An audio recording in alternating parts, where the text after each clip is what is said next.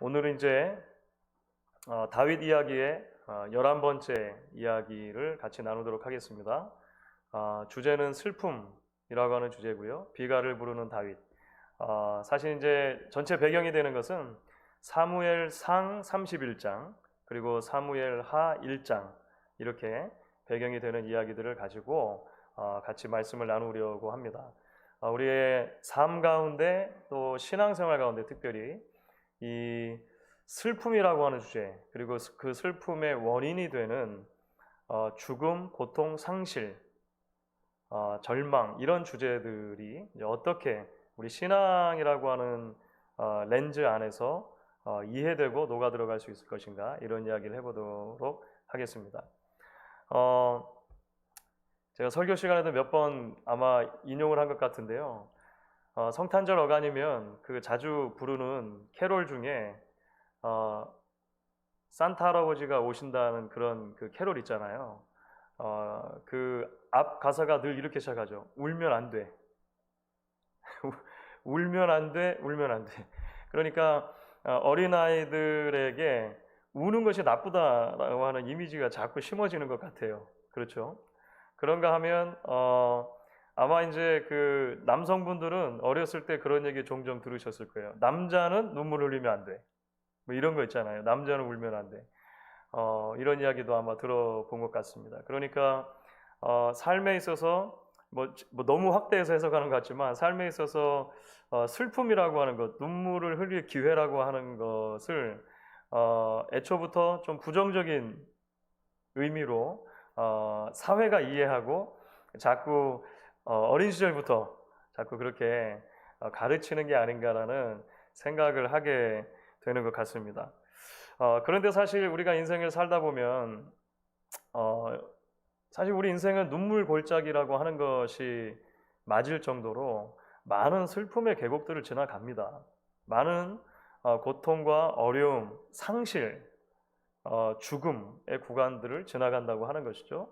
그래서 사실은 우리 삶에 있어서도 마찬가지고 우리 신앙생활에 있어서도 특별히 이 슬픔이라고 하는 주제를 우리가 어떻게 이해하느냐, 그리고 우리가 그것을 어떻게 품고 살아내느냐라고 하는 것이 굉장히 중요한 우리 신앙의 성숙 또는 영성과 관계된다는 것을 우리가 보게 된다는 것입니다.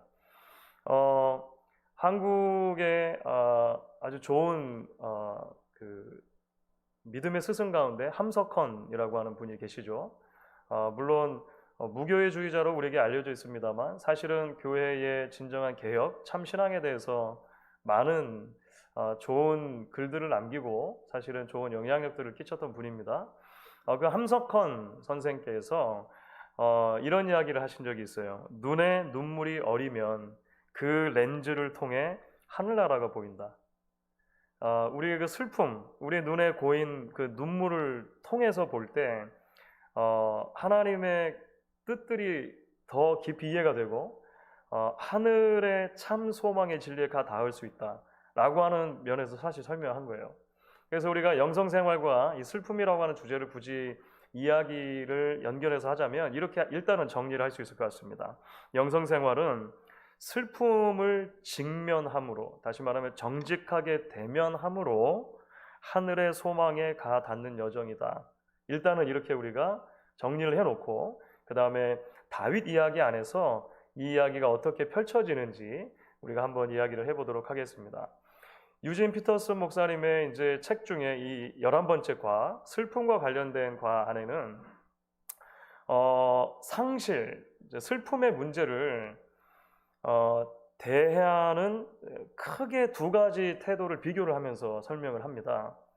그래서 이것을 제가 조금 그 책을 리어레인지하고 좀 섞어가지고 일단 정리를 해서 여러분들에게 요약해서 나눠드렸는데요. 첫 번째는 세상의 일반적인 조류 가운데, 그러니까 우리 시대 문화라고 그냥 말할 수 있을 것입니다. 우리 시대의 문화가 슬픔 또는 비극, 우리 삶에 일어나는 그런 여러 가지 그 죽음이나 상실과 관련된 일들을 어떻게 다루려고 하는가라고 하는 문제, 그리고 다윗이 이 죽음이라고 하는 문제, 비극의 문제를 어떻게 다뤘는가라고 하는 것을 비교하면서 좀 설명을 하는데요. 이 비교를 우리가 한번 정리를 하는 방식으로 이 주제를 좀 설명해 보도록 할게요. 먼저 상실을 대하는 서로 다른 태도 가운데 세상이 상실을 대하는 태도, 이것을 이렇게 먼저는 설명을 할 수가 있습니다. 첫 번째 동그라미를 그래서 읽어볼 텐데요. 제가 한번 읽어보도록 하겠습니다. 지금 우리 사회 문화 속에서 신문과 텔레비전은 매일같이 끔찍한 사건에 대해 상세히 보도하고 있다. 그러나 이 모든 와중에서 그 일에 대한 비탄의 글은 단 한 줄도 보이지 않는다. 비탄이 없는 것은 진리가 진지하게 여겨지지 않기 때문이다. 사랑이 진지하게 여겨지지 않기 때문이다. 사람의 생명이 생명으로서, 즉 하나님이 주시고 그리스도께서 구속하시고 성령님이 복을 주신 생명으로서 소중히 여겨지지 않는 것이다. 다만 뉴스거리로 여겨질 뿐이다. 이런 요약이 한 부분 등장을 합니다. 우리의 삶 가운데 많은 비극적인 일이 일어납니다. 그 가운데는 생명이 너무 쉽게 땅에 떨어지는 그런 일들도 우리 주변에는 많이 일어나는데, 대중 매체 미디어가 이런 우리 인생에 일어나는 비극과 슬픔에 대해서 다루는 태도를 볼 때 사실은 많은 경우에 있어서 뉴스를 위한 뉴스처럼 우리에게 전달될 때가 많다는 거예요. 그 안에 다시 말하면 유니 피터스 목사님은 여기서 진리라고 하는 것 또는 생명이라고 하는 걸 강조하는 이유는 생명 자체의 소중함, 하나님이 생기를 불어넣어 창조해 주신 사람 자체의 하나님의 형상으로서의 고귀함, 이런 것들이 땅에 떨어질 때 우리가 함께 아파하고 함께 슬퍼하고 함께 애통하는, 이것은 이제 비극이라고 또는 비탄이라고 이제 설명하셨는데 그런 것들이 부족하다는 것이죠. 여러분들 아마 다 들으셨을 것입니다. 어제 우리가 살고 있는 미국 땅에서 또 한 차례의 너무나 안타까운 그 혐오 범죄가 일어났습니다. 한인들이 많이 살고 있는 아틀란타 지역에서 총기 난사 사고가 있었는데 그것은 거의 의도적으로 아시안계들을 향해 가해진 혐오 범죄라고 지금 그렇게 되어지고 있습니다. 8명이 사망했는데 그 중에 4명이 한국 분이셨죠. 그 범인은 이제 용의자로 잡힌 사람은 중국에 대한 굉장히 큰 혐오를 가지고 있었고, 지금 전 세계적인 팬데믹이 중국의 책임이라고 생각을 했고, 그래서 아시아 사람들을 상대로 범죄를 저지른 것입니다. 너무나 안타까운 일입니다, 사실.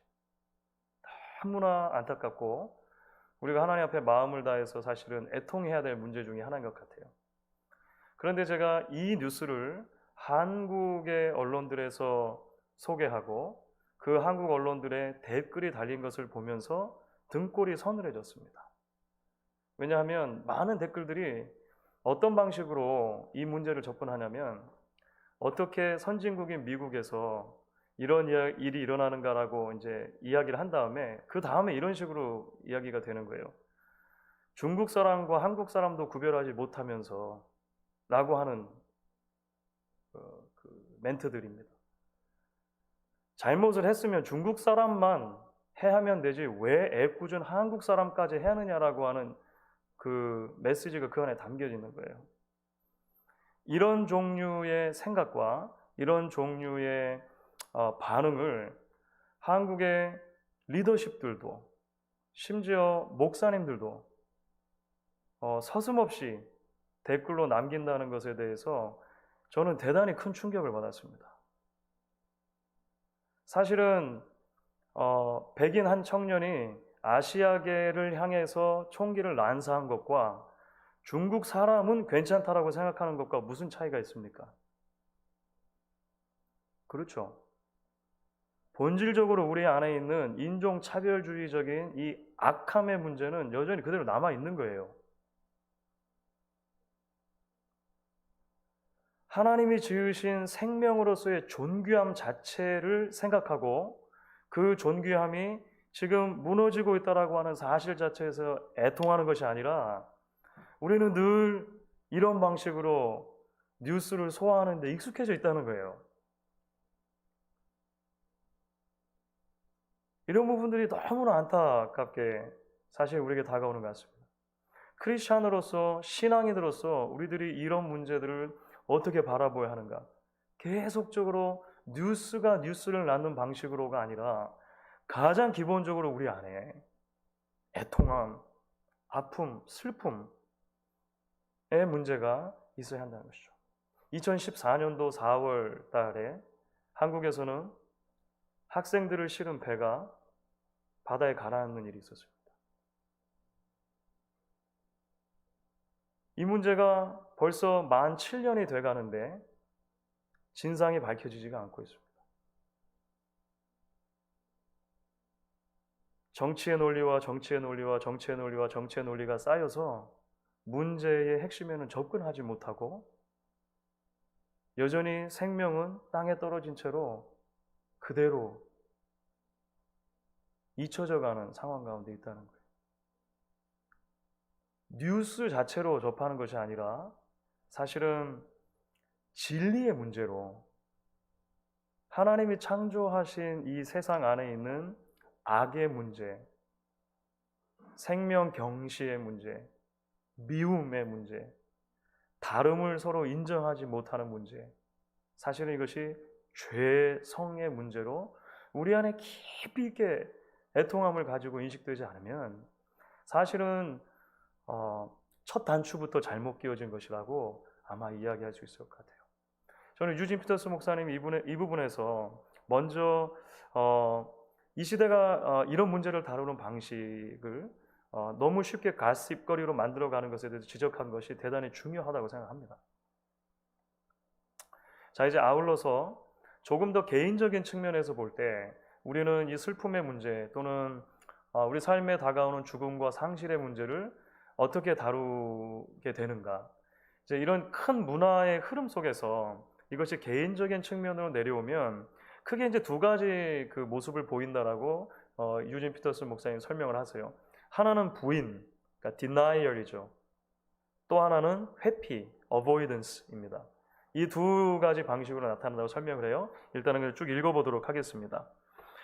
부인과 회피는 우리 문화가 상실을 다루는 가장 전형적인 처방이다. 그 두 가지 방식은 함께 결합하여 우리 문화의 영적인 건강을 사실상 완전히 파괴시켜버렸다. 사회에 만연한 중독증과 우울증이 그 결과다.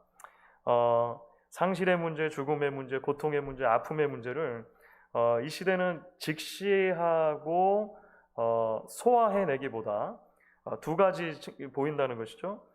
부인하든지 회피하든지. 이 부인과 회피 속에서 중독과 우울증이라고 하는 것을 이제 설명을 하는 거예요. 굉장히 중요한 그 관찰이라고 생각합니다. 계속 읽겠습니다. 중독은 죽음을 부인하기 위한 가장 보편적인 방법이다. 이게 죽음이라고 하는 단어 속에 여러분들이 뭐 상실, 고통, 아픔 다 집어넣으셔도 될 것 같아요. 일 중독에서 알코올 중독에 이르기까지 중독은 상실에 따르는 인격적인 문제와 고통을 느끼지 못하도록 비인격적인 것들로 우리를 미리 채우고 마취시켜버린다. 그렇죠. 그러니까 슬픔의 문제, 상실의 문제, 아픔의 문제, 고통의 문제를 그것 자체로 우리가 마주대하고 바라보지 못하도록 비인격적인 것들로 우리를 채운다는 거예요. 그렇죠. 그것이 마약이든 뭐 도박이든 뭐 술이든 나를 다 채우려고 하는 그것의 지배를 받아서 내가 다른 것들은 잊어버리려고 하는 것들은 사실은 그 부인하는 방식, 그렇죠? denial의 방식이라고 설명을 하는 거예요. 자, 두 번째, 우울증 이렇게 설명합니다. 우울증은 보통 철저한 부인보다는 회피, 피하는 심리에 가까운 상태에서 시작한다. 우울증은 오랜 세월 상실과 죽음, 실패와 실망의 현실을 있는 그대로 대면하지 않고 축소시켜 온 것이 축적된 결과로서 우울증에 빠지면 다른 모든 현실에 대해서도 무감각해지고 둔감해진다. 물론 우울증이 가지고 있는 다른 여러 그 요소들이 있을 것입니다. 그렇죠. 오늘날 특별히 이제 코로나 팬데믹 이후에 사실은 많은 그런 이야기를 듣습니다. 지난주에도 저희 노회의 이쪽 그 펜실베니아 지역에 있는 교회들 한 대여섯 교회들 목사님들끼리 줌을 통해서 이제 같이 줌을 보면서 도시락을 같이 까먹으면서 대화하는 시간 뭐 이런 거를 이제 가졌어요. 그런데 그런 얘기들 많이 하세요. 교인들 가운데 장기화되면서 이런 우울 증세를 겪는 분들이 많아지게 되었다. 디프레션을 겪고 또 여러 가지 그런 심리의 불안과 정신적인 문제들을 겪는 분들이 많아졌고 목사로서 책임감을 많이 느끼고 어떻게 해야 될지 고민이 많다. 이런 얘기들을 이제 많은 분들이 나누셨습니다. 그러니까 우울증이라고 하는 것은 뭐 단순하게 하나로 설명할 수 없는 많은 복합적인 요소들이 있긴 할 거예요. 그런데 유진 피터슨 목사님은 특별히 이제 우리가 인생을 살면서 직면하는 여러 가지 그런 고통과 상실, 죽음 이런 문제들 앞에서 때로는 이것을 좀 회피해 보려고 없는 것처럼 작게 여기고 계속해서 문제를 문제대로 보지 않으려고 하는 태도가 우리로 하여금 우울증으로 나아가게 할 수 있다라고 하는 것으로 설명을 하는 것입니다. 일단 여러분 그렇게 이해를 하시면 될 것 같아요. 그래서 이 시대가 그런 상실의 문제, 죽음의 문제, 고통, 아픔의 문제를 접근하는 방식, 첫 번째 말씀드렸던 것처럼 그 핵심으로 가닿지 못하고 그냥 뉴스를 위한 뉴스로 끝나는 그런 방식이 있는가 하면 동시에 비교적 개인적인 측면에서 이것을 부인한다든지 회피하다든지 그래서 중독이나 우울함에 빠지는 이런 모습들이 있다라고 하는 것입니다. 공통점은 무엇이냐면 문제의 핵심을 직시하지 못하는 거예요. 정직하게 마주대하지 못하는 것이라고 우리가 설명할 수 있을 것 같습니다. 자, 이런 이제 일반적인 사회 모습과 비교해서 다윗의 모습은 어때했느냐고 하는 것입니다. 다윗의 모습. 그래서 다윗이 상실을 대하는 태도라고 하는 것을 좀 설명해 보면 될 것 같아요. 다윗은 거듭해서 상실과 실망과 죽음에 직면했다. 그러나 그는 그 어떤 고난도 회피하거나 부인하거나 경시하지 않았다. 그는 모든 것에 정면으로 대면했으며 모든 것을 놓고 기도했다. 여러분 그 시편이 150개가 있잖아요. 그 150개 가운데 피터슨 목사님은 이제 이렇게 얘기를 하세요. 시편의 70%는 비탄의 노래다 라고 하는 거예요. 그러니까 시편의 70%는 사실 애통, 슬픔, 아픔과 관계된 노래들이라고 하는 거예요. 그러니까 물론 다윗을 포함해서 여러 시인들의 시가 모아져 있지만 어쨌든 삶에 일어나는 그런 다양한 아픔과 슬픔과 고통의 문제들을 시인들은 그대로 직시하고 그것을 그대로 하나님께 가지고 나아가서 기도했다는 거예요. 그 찬미의 시로 바꿨다는 것입니다. 그 어느 것 하나 덮어두려고 하지 않고 그냥 쉽게 피하려고 하지 않고 그렇죠? 부인하려고 하지 않고 정직했다는 것입니다. 자, 이런 측면에서 보면 특별히 사무엘상 31장, 사무엘하 1장에 나오는 이제 좀 더 구체적인 예를 가지고 다윗이 슬픔을 충분히 표현했던 그 대목이 있다는 거예요. 그것에서 가지고 설명을 하는 것입니다. 성경을 보시면 이제 사무엘상 31장은 사울과 요나단이 죽음을 맞이하는 이야기가 나옵니다. 블레셋과의 또 한 차례 전쟁이 벌어졌어요. 다윗은 우리가 지난주에 살펴봤던 그 시글락 사건 있잖아요. 시글락에서 막 그 아말렉이 쳐들어오고 그래서 막 쫓아가고 막 이러던 와중에 정신이 없었거든요. 블레셋하고 전쟁이 벌어져서 블레셋에 전쟁이 벌어져 가지고 이제 이 사울과 그 군대가 전부 다 블레셋과의 전쟁에 따라 나간 거예요. 그러니까 다윗이 그 자리에 있지를 않았어요. 다윗은 지금 블레셋에 기탁을 해 있지만 그 자리에 있지 않았고 이제 사울 군대와 블레셋만 붙은 것이죠. 근데 철저하게 이스라엘 군대가 패했습니다. 그래서 사울의 세 아들 요나단을 비롯해서 세 아들이 다 죽었고요. 그 같은 날에 사울도 죽임을 당했습니다. 그 죽임을 당한 모습이 굉장히 비참해요.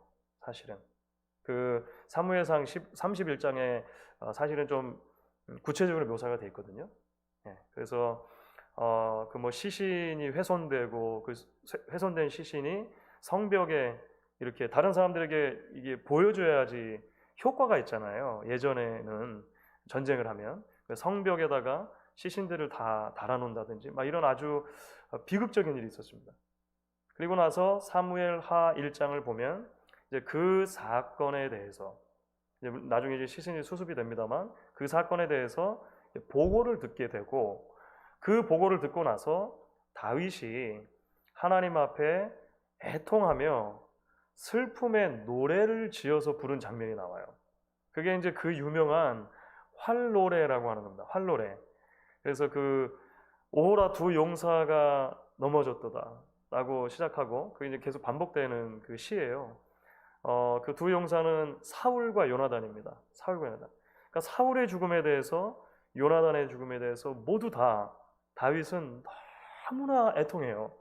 너무나 마음 아파하면서 그 시를 지어서 말하자면 조가죠, 조가. 그들을 애통하고 나중에 보면 모든 유다 백성들은 이 시를 다 배우라 라고 말해요. 이 노래를 다 배우라. 활노래. 그래서 노래가 우리에게 남아있는 거예요. 그 성경에 기록되기 전에 야살의 책이라는 그 책에 따로 기록이 되었고 우리 성경에 포함이 되었어요.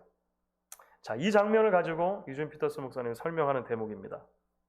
읽어보겠습니다.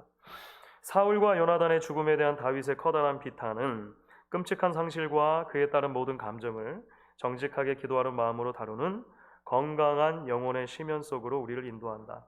다윗은 비탄에 젖었다. 왜냐하면 그는 사랑했기 때문이다. 다윗은 비탄에 젖었다. 왜냐하면 그는 죽음이라는 사실에 주의를 기울일 마음과 능력이 있었기 때문이다. 계속 읽어볼게요. 아주 흥미로운 대목인데요. 사울과 요나단 모두에 대해서 비통했다는 거예요. 자, 먼저 사울입니다.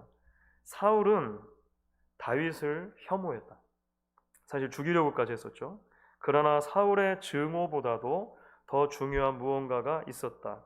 사울에 대한 하나님의 기름 부음 바로 그것이었다. 다윗은 자신에 대한 사울의 증오가 아니라 사울을 향한 하나님의 은혜에 입각하여 기도하고 결단했다.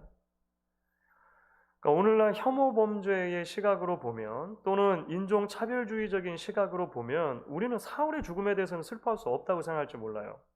잘 죽었다. 요나단은 모르겠지만 사울은 그렇죠. 하지만 다윗의 애가를 보면 사울에 대해서도 비통한 마음으로 슬퍼해요. 왜냐하면 나를 미워했던 사울 너머에 있는 하나님의 손길을 받기 때문이라는 거예요. 하나님의 형상, 하나님의 기름 부음이라고 하는 관점으로 사울을 봤다는 것입니다. 자, 요나단입니다. 요나단은 다윗을 사랑했다. 요나단에 대한 다윗의 비관은 이 사랑이 얼마나 그의 영혼의 깊은 곳까지 들어가 있었고 그에게 소중했는지를 가장 잘 보여준다. 다윗과 요나단은 우리가 우정이라고 하는 대목에서도 함께 살펴보았고 뭐 그랬습니다. 그죠? 관계에서도 살펴봤어요. 너무나 사랑했지만 아버지 사울 때문에 요나단은 다윗과 떨어져 있어야만 했습니다. 어쩔 수 없이. 그리고 그 아버지의 전쟁에 요나단은 참여했다가 죽임을 당해요. 비참한 죽음을.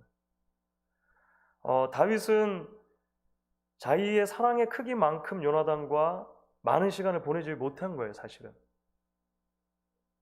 그 상황 속에서 자신의 사랑의 마음을 다 담아서 충분히 그 죽음에 대해서 슬퍼하고 애도하고 애통했다라고 하는 것이죠. 사울의 죽음에 대해서도 요나단의 죽음에 대해서도 이렇게 그 죽음 자체로 상실 자체로 문제를 대면해 보고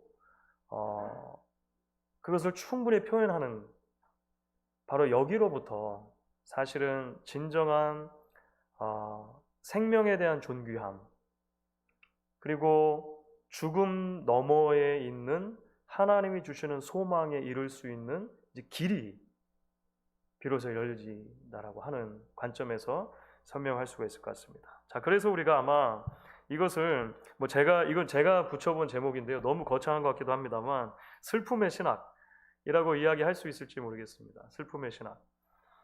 상실을 통해 성숙해지는 신앙. 자, 그 책을 또 요약을 해보겠습니다. 우리가 개인적으로 상실을 대하는 방식이 모여 사회의 문화적 분위기가 되며 그에 따라 우리는 고귀함과 아름다움을 아는 백성이 되기도 하고 못 되기도 한다.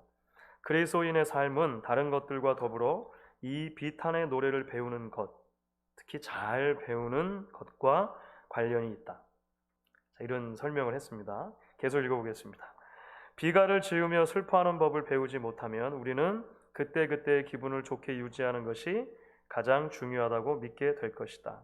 그러면 거절당할 때마다 그 현실을 부인하려 할 것이며 그럼으로써 결국 타인의 거절 여하에 따라 여하에 좌지우지될 것이다. 실패할 때마다 그 현실을 회피할 것이며 그럼으로써 결국 그 실패는 우리의 삶을 빈곤하게 만들 것이다.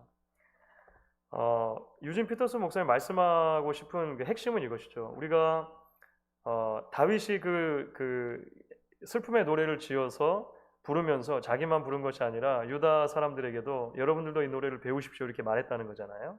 자, 여기서 이제 가져와서 적용하는 거예요. 우리도 슬픔의 노래를 배워야 한다는 거예요. 다시 말하면 슬퍼하는 법을 배워야 한다는 것입니다. 잘 슬퍼하는 법, 건강하게 슬퍼하는 법, 하나님의 말씀 안에서 슬퍼하는 법을 배워야 한다는 거예요.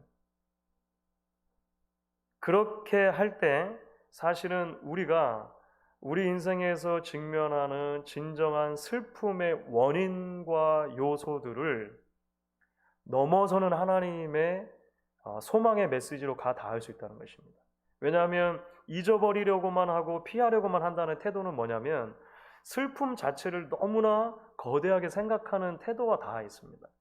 그러면 나에게 실망을 주는 것, 나에게 아픔을 주는 것, 나에게 고통을 주는 것을 피하려고 한다는 것은 결국 무엇이냐면 실제로 이런 일들이 우리에게 닥치게 되는데 그것들을 닥치게 될 때 우리는 극복을 못한다는 거예요. 그것에 좌지우지되는 삶을 살 수밖에 없다는 거예요. 여러분 이 부분이 좀 이해가 되시면 좋겠는데 좀 어려울 수 있습니다만 피터스 목사님 이런 방식으로 설명하는 것이 굉장히 중요한 그런 관찰이고 함축이 있다고 생각을 합니다.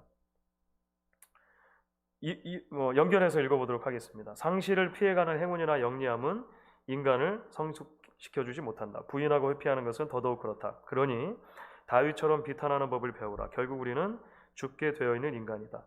우리와 주변 사람들은 모두 언젠가는 반드시 죽게 되어 있다. 이를 받아들이라. 당신의 십자가를 지라.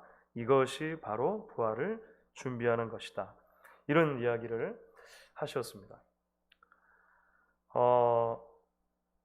사실 이제 여기에 덧붙여서 제가 그래서 성경 안에서 예수님께서 그리고 성경의 저자들이 우리 인생에 닥치는 슬픔의 문제를 어떻게 사실은 바라보고 대하느냐의 문제로 연결을 할 수 있다라고 생각을 했어요.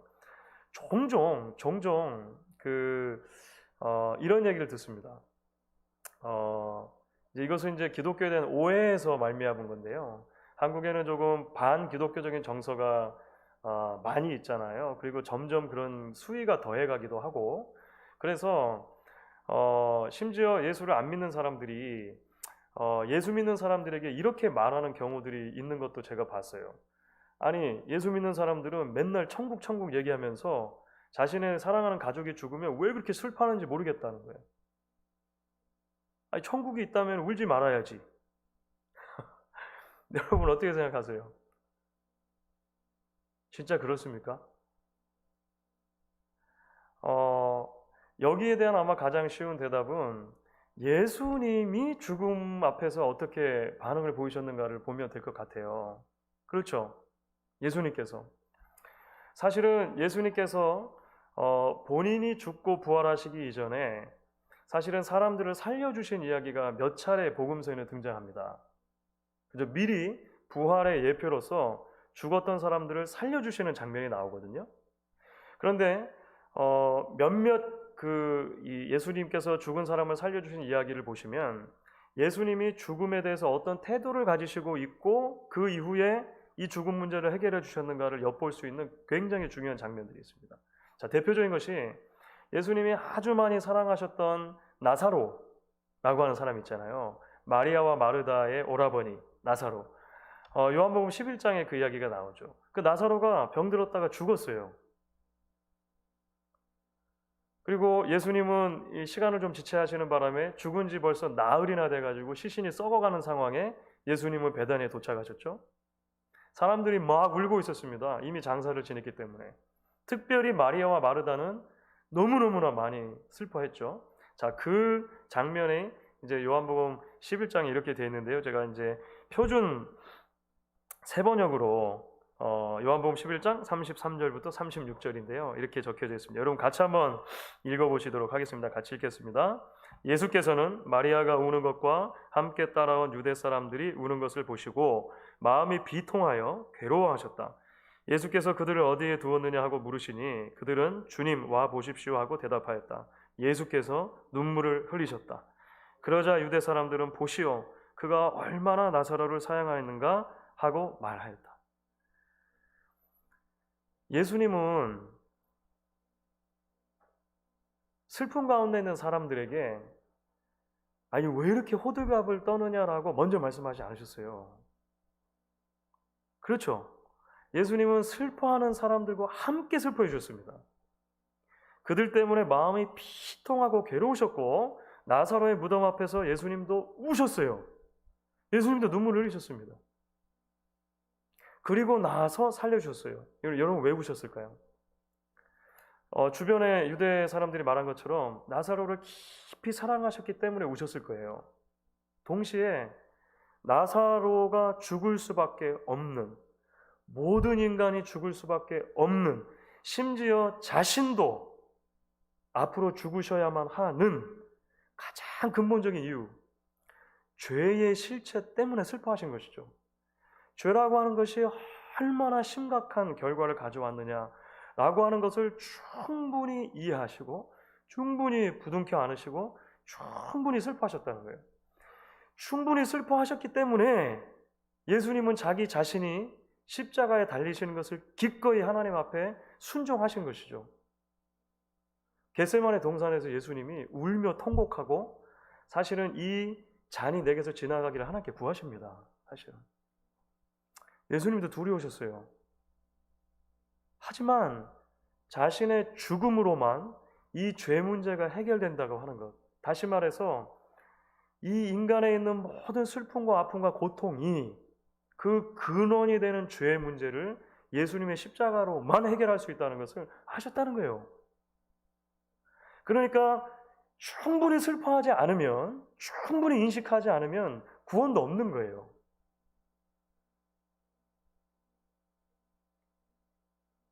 이 부분을 우리가 이해하는 것이 우리의 성숙한 신앙생활에서 대단히 중요한 지점이라고 생각을 합니다. 누가복음 7장을 보시면 그 유명한 나인성 과부 사건이 나오죠. 이건 모르는 사람입니다. 나사로와는 다른데 모르는 사람이에요. 그런데 예수님께서 나인성으로 가실 때 한 과부의 젊은 아들이 죽었고 그 아들을 메어내오는 상여를 예수님이 맞닥뜨리시는 장면이 나와요. 예수님께서 그 자리에서 그 청년을 살려주십니다. 그렇죠. 살려주시는데요. 누가복음 7장을 보면 제가 그 볼드로 굵은 글씨로 강조를 해놨는데요. 예수님이 그 청년을 살려주신 이유는 이거죠. 주께서 과부를 보시고 불쌍히 여기사. 불쌍히 여기사. 여기서 불쌍히 여기셨다는 말은 언젠가도 설교 시간에 말씀드린 적이 있는데요. 그리스어 단어로 하면 내장이 동하였다라고 하는 것입니다. 그러니까 우리식의 표현을 하면 단장의 아픔입니다. 내장이 끊어지는 듯한 아픔, 고통, 슬픔을 예수님 느끼셨다는 거예요. 그 사건을 보시고. 나사로의 이야기와 굉장히 비슷하죠. 예수님은 충분히 슬퍼하신 거예요. 충분히 예수님이 아파하신 거예요. 그 예수님의 슬픔과 아프심이 이 어머니의 젊은 아들을 살려주셨다는 것입니다. 자, 그렇기 때문에 성경은 이제 조금 더 나아가면 우리 삶에서 일어나는 모든 고통과 아픔과 슬픔, 상실의 문제를 이야기할 때 하나님께서 우리에게 그리스도 안에서 때를 따라 돕는 은혜를 주신다고 연결해서 말하는 거예요. 그러니까 이것을 건너뛰고 말하는 것이 아니라 이런 모든 것을 다 설명한 이후에 그렇기 때문에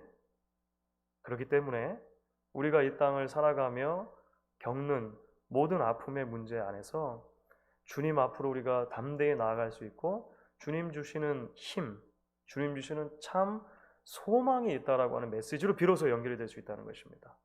우리가 작년 가을에 그래서 함께 살펴봤던 히브리서를 보시면 이런 대목이 있었어요. 히브리서 4장인데요. 히브리서 4장 14절부터 16절입니다. 이것도 이제 표준 세번역으로 한번 읽어보도록 할게요. 여러분들 같이 읽겠습니다. 그러나 우리에게는 하늘로 올라가신 위대한 대제사장이신 하나님의 아들 예수가 계십니다. 그러므로 우리는 우리가 고백하는 신앙을 굳게 지킵시다. 우리의 대제사장은 우리의 연약함을 동정하지 못하시는 분이 아닙니다. 그는 모든 점에서 우리와 마찬가지로 시험을 받으셨지만 죄는 범하지 않으셨습니다. 그러므로 우리는 담대하게 은혜의 보좌로 나아갑시다. 그래서 우리는 자비를 받고 은혜를 입어서 제때에 주시는 도움을 받도록 합시다. 예수님께서 충분히 슬퍼하셨고 고통하셨고 아픔을 당하셨다는 것, 심지어 예수님도 죽으셨다라고 하는 것, 우리의 연약함을 아시는 분이라고 하는 것이 우리가 당하는 연약함과 아픔과 고통 안에서 참된 소망의 메시지를 발견하듯 우리 이끌어 주신다는 하나님의 은혜와 연결이 된다는 거예요. 이런 성경의 메시지 참으로 놀랍고 참으로 우리에게 적용점이 많다라고 생각을 합니다. 여러분, 그래서 바울도 그런 경험을 했었죠. 바울은 굉장히 약한 사람이었잖아요. 사실은 강해 보이지만 사실은 바울은 약함이 많았습니다. 특히 육신적인 면으로 보면 걸어다니는 종합병원이라고 할 수 있을 정도로 고통도 많이 당했고 아픔도 많이 있었습니다. 특별히 우리가 잘 아는 것처럼 그 육신의 가시가 있었잖아요. 그렇죠? 그 이야기에서 이제 고린도 후서 12장인데요. 제가 한번 읽겠습니다. 여러 계시를 받은 것이 지극히 크므로 너무 자만하지 않게 하시려고 내 육체에 가시고 사탄의 사자를 주셨으니 이는 나를 쳐서 너무 자만하지 않게 하려 하심이라. 이것이 내게서 떠나가게 하기 위하여 내가 3번 주께 간구하였더니 나에게 이르시기를 내 은혜가 내게 족하도다. 이는 내 능력이 약한 데서 온전하여짐이라 하신지라. 그러므로 도리어 크게 기뻐함으로 나의 여러 약한 것들에 대하여 자랑하리니 이는 그리스도의 능력이 내게 머물게 하려 함이라. 그러므로 내가 그리스도를 위하여 약한 것들과 능욕과 궁핍과 박해와 곤고를 기뻐하노니 이는 내가 약한 그때에 강함이라. 이것이 바울의 고백입니다. 자신의 약함을 직시할 수밖에 없는 상황에 바울도 처한 거예요.